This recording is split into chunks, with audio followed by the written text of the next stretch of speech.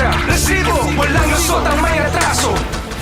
Ang mga nakalap na resibo ngayong hapon, ipinangakong trabaho, it's a prank daw pala.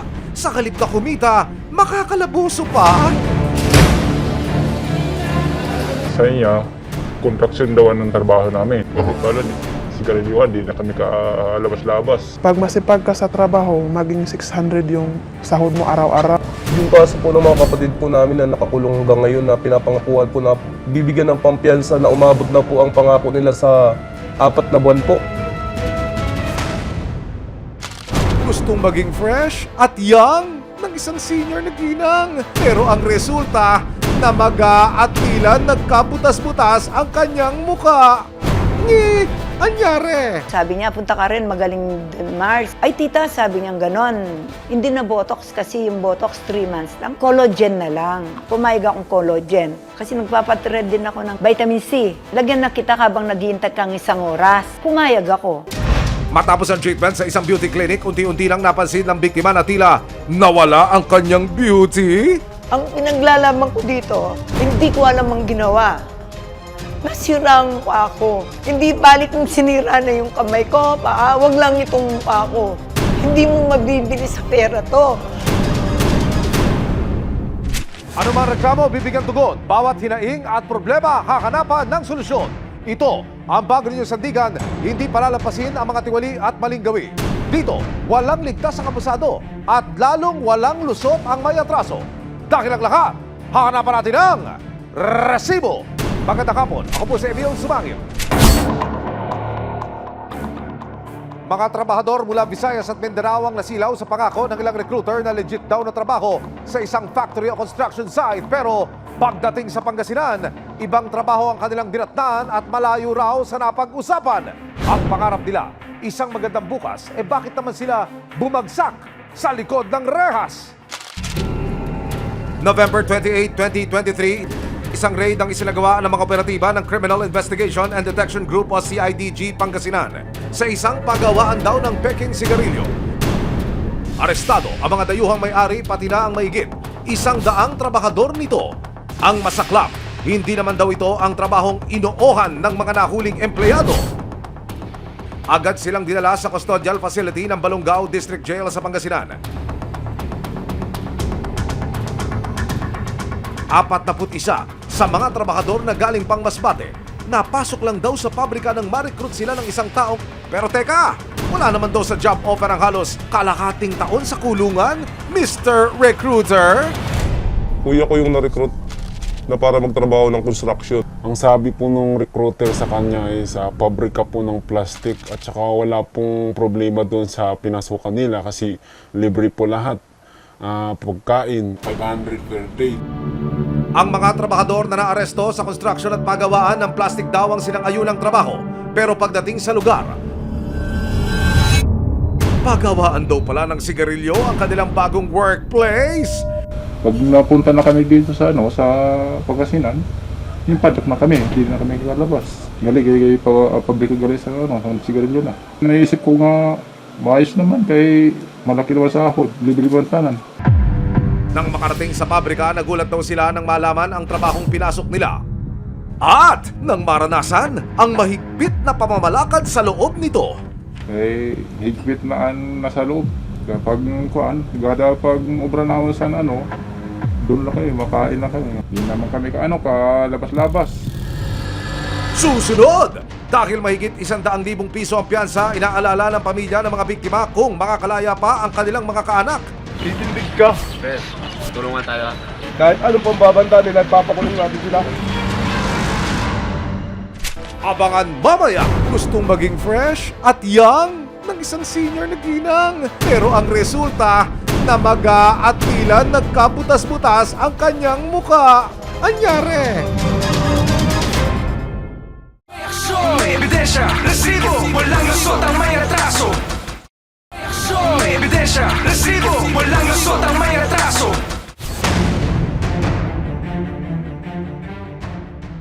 Mga trabahador mula sa iba't ibang probinsya kinagat ang appealing offer ng mga nagpakilalang recruiter sa kanilang lugar.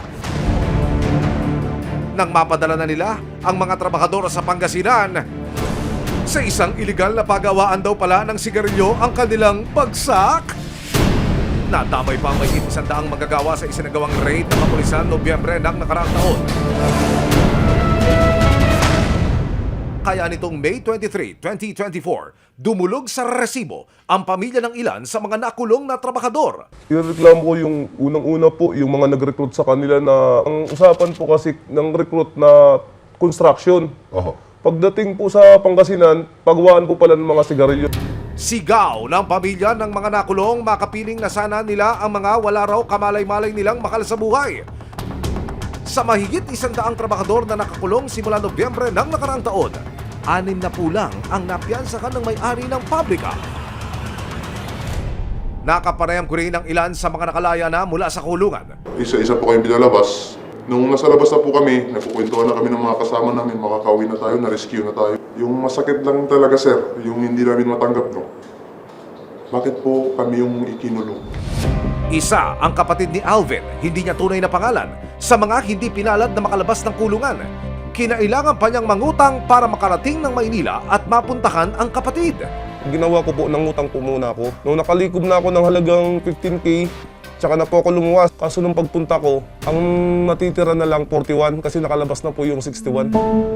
Naloko na! Nakulong pa! Ang panawagan ng mga kaanak. Ipakulong po yung mga nang-recruit at palabasin po yung mga kamag-anak po namin sa kulungan. Pebrero nitong taon, pinyansahan ng kumpanya ang karamihan sa mga nakulong at ngayong Mayo, mayroon daw ulit mapipiyansahan. Kabilang dito ang kapatid ni Alvin. Binantayan ng resibo kung tutupad ba sa usapan ang employer. 4 na oras din na lumipas, dumating na rin ang kanilang pinakahihintay.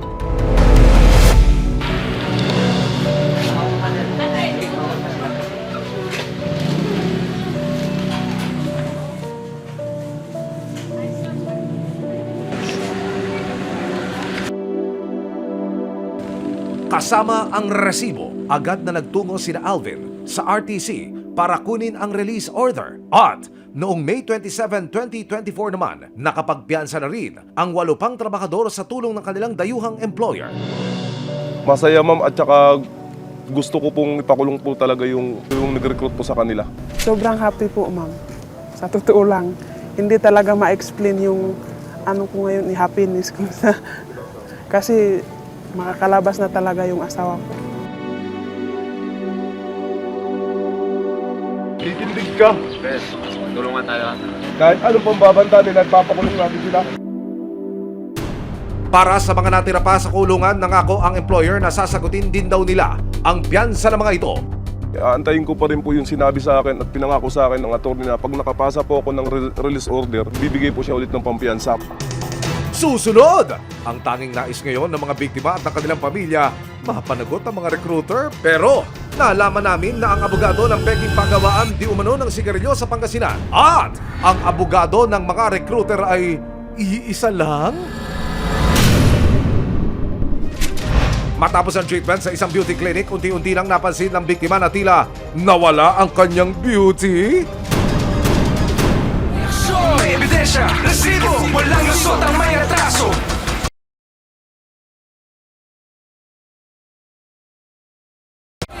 May ebidensya, resibo, walang lusot ang may atraso. Mahigit 100 trabahador ang naaresto ng marid ng pinagtatrabahuhan na pagawaan di umano ng mga peking sigarilyo. At ang nagdala sa kanila rito, mga nagpakilalang recruiter sa kanilang probinsya. Sa inyo, contraction daw ng trabaho namin. Kala sigarilyoan, di na kami kalabas-labas. Yung kaso po ng mga kapatid po namin na nakakulong hanggang ngayon na pinapangakuan po na bibigyan ng pampiyansa na umabot na po ang pangako nila sa 4 na buwan po. Ngayong Mayo, dumating na rin ang kanilang pinakahihintay.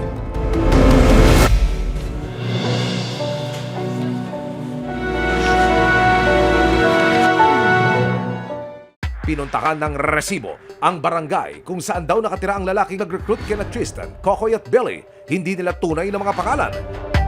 Sinubukan ng resibo na makausap ang isa sa mga recruiter na itinuturo ng mga biktima pero tumanggi siyang humarap sa kamera. Ang kanyang abogado na lang daw ang magbibigay ng pakayag para sa kanya. Pero ang abogado ng mga dayuhang may-ari ng pabrika, siya rin palang abogado ng mga recruiter.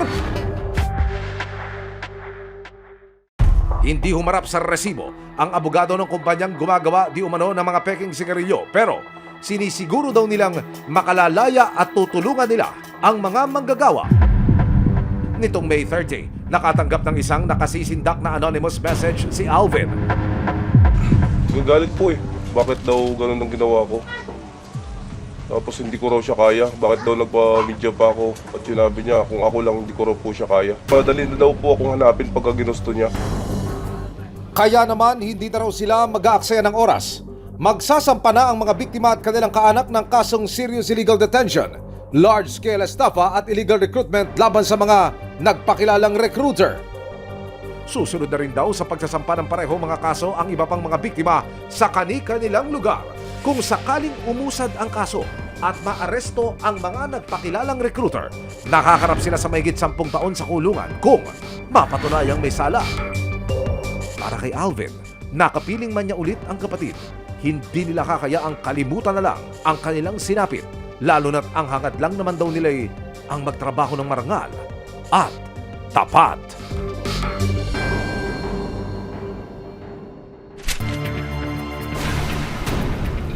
Beauty is in the eye of the beholder, ika nga. Pero beauty pa bang maituturing kung ang dream ng isang ginang sa San Fernando, Pampanga na young-looking skin naging tila nightmare na? Kasi naman ang simpleng botox procedure ng isang di umano'y cosmetic surgeon, pumalpak pa at tila nagka-infection. Oh no! Bakit ganon? Kahit senior na, validosa at maalaga pa rin sa katawan ng 65 taong gulang na tinawag naming si Gloria. Kaya noong Pebrero, naengganyo siya ng kaibigan na magpa-facial enhancement procedure sa isang aesthetic clinic. First time ko nakita, tapos sabi niya, magkano yung botox nyo? Sabi ko, 20. Inano ko na nga yung 20 dahil nagmamadali na ako para makita ko ang mag-work ng 1 week. Tapos sinuggest na pong, tita, sabi niya, ano na lang, collagen. Bukod sa botox, inalok din daw siya ng clinic ng thread lift na nakapromo daw noong araw na iyon. Nang makauwi si Gloria sa kanilang bahay ilang oras matapos ang procedure, ay kakaiba na raw siyang naramdaman. Pag uwi ko, punta na ako sa salamin, ginanyan ko yung mukha. Ay, ba't ang dami kong sinulid? Sabi ko, ang dami kong nakalusot. Sa kanyang pag-aalala, bumalik siya kinabukasan sa clinic para magreklamo. Ang dami ko sinulid. Yun ang unang inano ko sa kanya. Sabi niya, tita, yan po ang collagen. Wala siyang sinabing thread. Pero wala raw doon ang babae na gumawa sa kanya. Ba't ginanyan niyo ko? Gusto kong makausap yung boss niyo.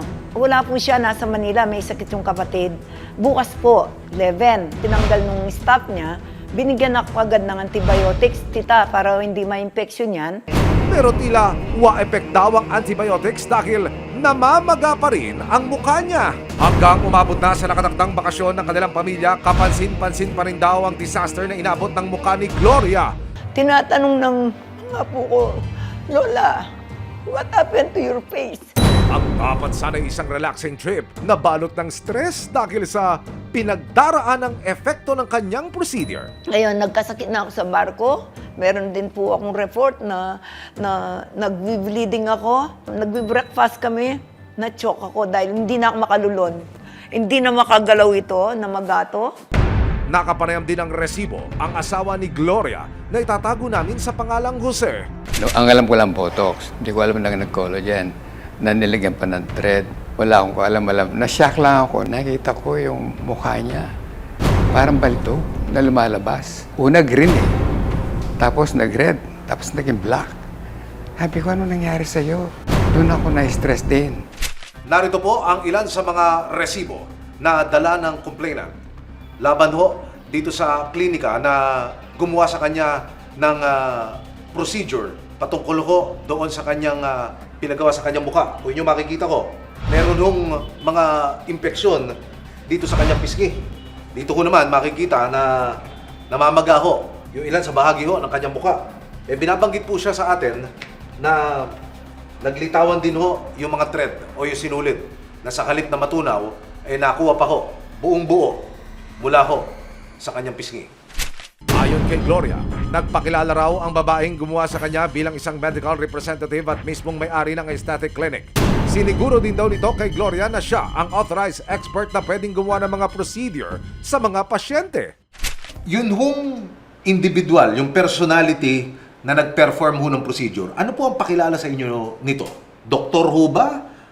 Surgeon? Cosmetic surgeon? Kung ginagawa niya ako, ang sinasabi niya, medrep.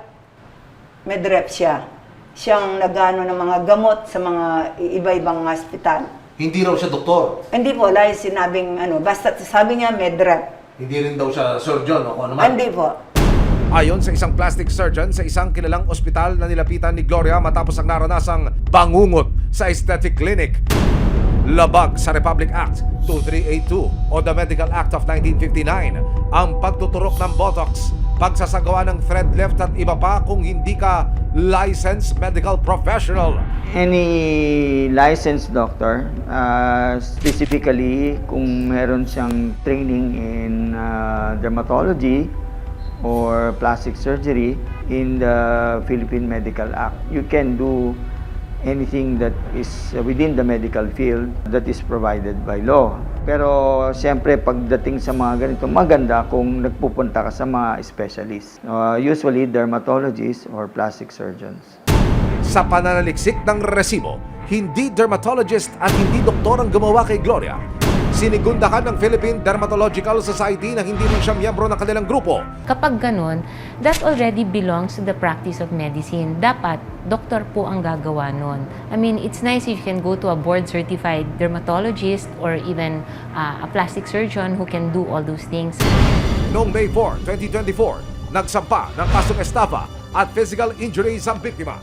Makalipas ang 10 araw, na-dismiss ang kaso. Sinabi po nila, kulang po yung supporting documents, kulang po yung mga binigay naming dokumento. Ang sabi po nila doon, kailangan po kasi meron tayong testimony ng mga ibang doktor na magsasabi na ito yung dapat gawin sa mga procedures na yon. At dahil dismiss ang kaso, inaaral na rin daw nila ang pagsasampa ng kasong paglabag sa Republic Act 2382 laban sa nagpakilalang aesthetician na gumawa kay Gloria. Pwede po kami mag-file ulit.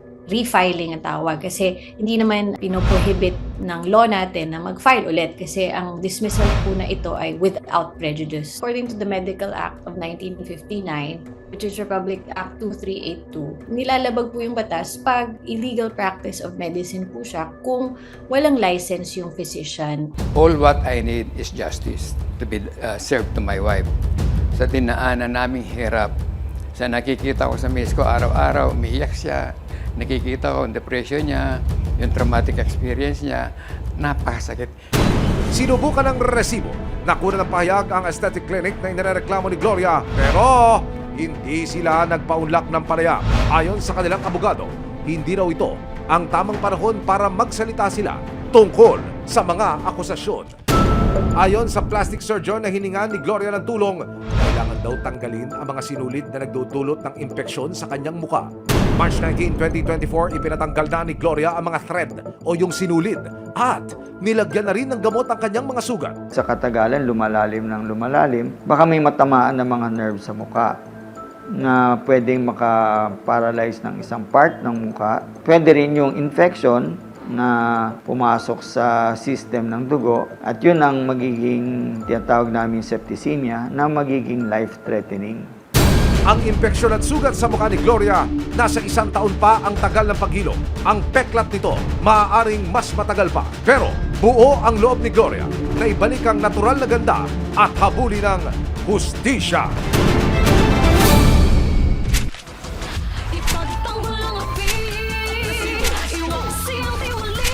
May aksyon, may ebidensya, resibo, walang lusot ang may atraso.